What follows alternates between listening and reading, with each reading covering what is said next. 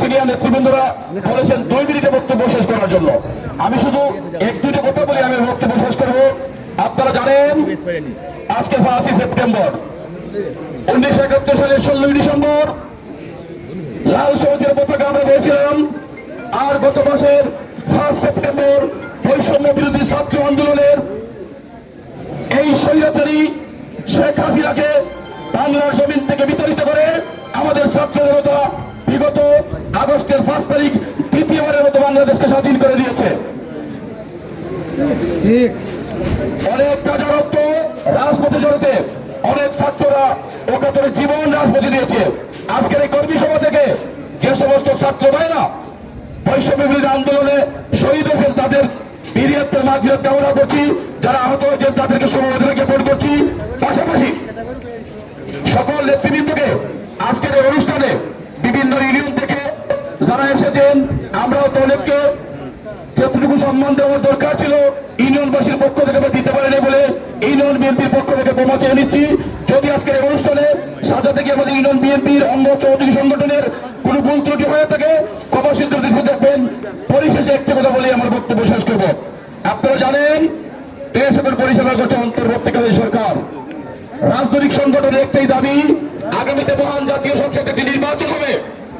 এই নির্বাচনে থেকে আজকের এই কর্মী সভা থেকে আমাদের সংগ্রামী নেতৃবৃন্দকে জানিয়ে দিতে চাই, জগন্নাথপুর দক্ষিণ সুনামগঞ্জে আমরা একটা বিএনপি প্রার্থী চাই। আমরা ইতিমধ্যে জানতে পেরেছি আমাদের দেশ নায়ক তারেক রহমান বিএনপির ভারপ্রাপ্ত চেয়ারম্যান, আমাদের যুক্তরাজ্যের সংগ্রামী সাধারণ সম্পাদক, কেন্দ্রীয় বিএনপি সংগ্রামী সদস্য কৌশল মাহমুদকে অত্যন্ত স্নেহ করেন। আমরা ইতিমধ্যে জানতে পেরেছি আগামী নির্বাচনে এই আসন থেকে জগন্নাথপুরের সন্তান কৌশল মাহমুদ নির্বাচন সারের শেষ দিয়ে করবেন। আমি শিলাউড়া গ্রামের সকল মুরব্বিয়ান, যুবক সবাইকে আহ্বান জানাবো ঐক্যবদ্ধভাবে দেশকে উন্নতি করার লক্ষ্যে এবং গণতন্ত্র, স্বাধীনতা, সার্বভৌমত্ব টিকিয়ে রাখার লক্ষ্যে আগামীতে আমাদের কৌশল মাহমুদকে আপনারা সমর্থন করবেন, ধানের শীষে ভোট দিবেন। পরিশেষে সকলকে আন্তরিক ধন্যবাদ মোবারক জানিয়ে আমি আমার বক্তব্য শেষ করছি। খুদা হাফিজ। বাংলাদেশ জিন্দাবাদ, জাতীয়তাবাদী যুব দল জিন্দাবাদ, তারেক রহমান বীরের বেশে আসবে ফিরে বাংলাদেশে, বেগম খালেদা জিয়া জিন্দাবাদ, শহীদ রাষ্ট্রপতি জিয়াউর রহমান অমর হোক। আসসালামু আলাইকুম।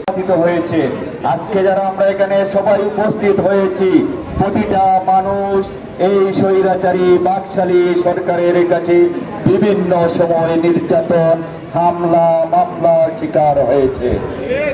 শুধু পেশি শক্তি দিয়ে এই সরকার মানুষকে নির্যাতন করেনি, তথ্য প্রযুক্তি আইন দিয়ে আপনাদেরকে বাকরুদ্ধ করে দেওয়া হয়েছিল।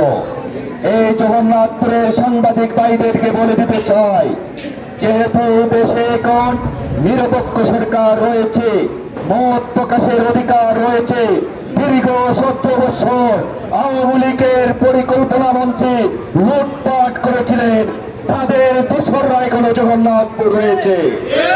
আপনাদেরকে আশ্বস্ত করে বলতে চাই, এইসব লুটতারের বিরুদ্ধে আপনারা লেখুন। এবং জগন্নাথপুরের প্রশান্ত সেনকে বলে দিতে চাই, আপনারা গতকাল থেকে আপনারা যে অভিযান পরিচালনা হচ্ছে যৌথ বাহিনীর মাধ্যমে, জগন্নাথপুর 17 বছর যেভাবে অস্ত্রের জঞ্জনানি হয়েছে, এইসব অস্ত্র বাদকে ধরুন, নতুবা জনগণ নিয়ে আপনাদের বিরুদ্ধে আমরা আন্দোলন করব। আমাদের অনেক সিনিয়র নেতৃবৃন্দ রয়েছেন, তারা বক্তব্য রাখবেন, সেই সুযোগ দেওয়ার জন্য অনুরোধ রেখে আমি আপনাদের কাছ থেকে বিদায় নিচ্ছি। খুদা হাফেজ। সাধারণ সম্পাদক ও নির্বাহী কমিটির সদস্য কৌশল মাহমুদ, আমাদের এই জগন্নাথপুরের গৌরব এবং কৃতি সন্তান, আমরা ইউনিয়নবাসী, আমরা যেহেতু জগন্নাথপুর যাই, এই দিকে তার বাড়ি দিকে যাই, সেহেতু আমাদের কাছে তার সবচেয়ে দাবি।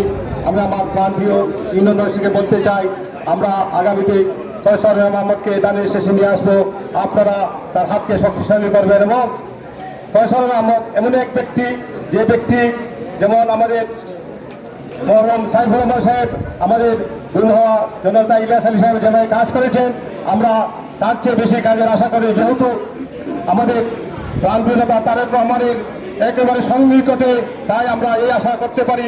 এই বলে আমি আমার বক্তব্য শেষ করছি। আমার ছিল দেলোয়ার হোসেন সাঈদীর মতো মাওলানাকে নির্মমভাবে হত্যা করা হয়েছিল, সালাউদ্দিন কাদের চৌধুরীকে নির্মম নিষ্ঠুরভাবে হত্যা করা হয়েছে। সারা বাংলাদেশকে একটি বৃহত্তম কারাগার আপনারা পরিণত করেছিলেন। যে নেত্রী 24 থেকে শুরু করে 41 পর্যন্ত স্বপ্ন দেখতেন, চুরের বেশে বাংলাদেশ থেকে পালিয়ে গেছে। এই বৈষম্য বিরোধী ছাত্র আন্দোলনের মধ্য দিয়ে সারা পার্লামেন্টের 300 এমপি বাংলাদেশ থেকে চলে গেছে। আজকে বলতে চাই, প্রশাসনের যে সমস্ত ভাইরা আওয়ামী লীগের দুর্বৃত্ত করে ইলিয়াস আলীর মতো অসংখ্য নেতাকে এই বাংলার জমিন থেকে নিঃশেষ করেছেন, আপনাদের শাস্তি বাংলার জমিনে ইনশাআল্লাহ হবে। আওয়ামী লীগের বন্ধুরা যারা আমাদের বিরুদ্ধে প্রতিনিয়ত হামলা মামলা করেছে, আল্লাহর যদি হুকুম হয় বাংলার জমিনে রেহাই পাবেন না। বলতে চাই, আমরা বিএনপি কোন অবস্থাতে কারো বিরুদ্ধে অন্যায় এবং জুলুম করব না। নেতৃবৃন্দকে বলতে চাই, আজকে মনে রাখবেন, এদেশের মানুষ অনেক আশা এবং আকাঙ্ক্ষা নিয়ে দীপ্ত শপথ নিয়ে বসে আছে। বিএনপি বাংলাদেশের মানুষের ভাগ্যের পরিবর্তন ঘটাবে। আপনারা ধৈর্য ধরে থাকবেন, মানুষের কাছে যাবেন, মানুষের উন্নয়ন এবং অগ্রগতির জন্য কাজ করবেন। প্রশাসন সহ কোন জায়গায় মাদ্রাসার শিক্ষক বৃন্দকে কোন অবস্থাতে হয়রানি করা যাবে না। যারা অতি আওয়ামী লীগ হয়ে আমাদের উপর নিষ্ঠুর নির্মম অত্যাচার করেছে, তাদের বিরুদ্ধে প্রয়োজনে আইনানুগ ব্যবস্থা নেওয়া যেতে পারে। আমি আমার বক্তব্য দীর্ঘায়িত করতে চাই না। আজকের এই জায়গায় যে সুন্দর আয়োজন করেছে বন্ধুপুর এবং শ্রীরামবাসীকে আমি আমার অন্তরস্থল থেকে মোবারকবাদ জানাচ্ছি। সাংবাদিক ভাইরা, আপনারা এই এলাকায় যত দুর্নীতি হয়েছে আপনারা 15 বছরের খতিয়ান নেন এবং একে একে যারা এই দুর্নীতিতে জড়িত তাদের বিরুদ্ধে আপনারা লিখে যান। ইনশাল্লাহ বিএনপি সত্য এবং সুন্দরের পক্ষে আছে। সংগ্রামী সাথী বন্ধুরা, বক্তব্য দীর্ঘায়িত করা যাবে না, তাই দু একটি কথা বলে আমার বক্তব্য আমি শেষ করব। এখানে আরো নেতৃবৃন্দ আছেন, আপনারা দেখেছেন শেখ হাসিনা পালিয়ে গেছে, পালিয়েছে তার দূষণরা, পালিয়েছে মন্ত্রী এমপিরা। আমরা বিশ্বাস করি এদেশের এই অন্তর্বর্তীকালীন সরকার এদেরকে দেশে ফিরিয়ে এনে বিচারের সম্মুখীন করবে এবং এদের বিচার হবে, শেখ হাসিনা সরকারের ফাঁসি হবে ইনশাআল্লাহ। সংগ্রামী সাথী ও বন্ধুরা, আমরা বাংলাদেশ জাতীয়তাবাদী দল শান্তিতে বিশ্বাস করে আমাদের নেতা তারেক রহমান বলেছেন, ভালোবাসা দিয়ে মানুষের মধ্যে আমাদের কর্মী বাহিনীকে জাপিয়ে পড়তে হবে এবং ভালোবাসা দিয়ে তাদেরকে ভোটের অধিকার ফিরিয়ে দিয়ে আগামী নির্বাচনে বাংলাদেশ জাতীয়তাবাদী দলের প্রার্থী এই অঞ্চলের নেতা যুক্তরাজ্য বিএনপির 3 বারের সভাপতি সাধারণ সম্পাদক, দেশের স্বৈরাচারী শেখ হাসিনা সরকারের পতনের পর আজকে আমাদের প্রথম কর্মী সম্মেলন।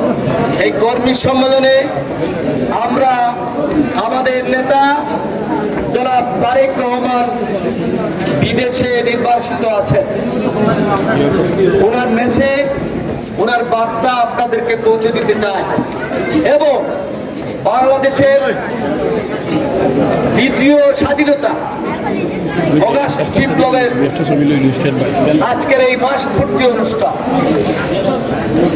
আজকে 30 দিন পরে বাংলাদেশের উন্মুক্ত পরিবেশে আপনাদের কাছে বাংলাদেশ জাতীয়তাবাদী দলের কর্মী হিসাবে আমরা আপনাদের কাছে একটা কথা বলতে চাই। বিগত দিনে আপনাদের চিলাউড়া হলদিপুর ইউনিয়নের ওয়ার্ড পর্যায়ের নেতৃবৃন্দ পর্যন্ত এই সরকারের নির্যাতনের শিকার হয়েছে, হামলার শিকার হয়েছে, জেল জুলুমের শিকার হয়েছে। আজকে তারা মঞ্চে উপস্থিত। আমরা অত্যন্ত শ্রদ্ধার সহিত তাদের এই ত্যাগ এবং তিতিক্ষাকে শ্রদ্ধার সহিত স্মরণ করি।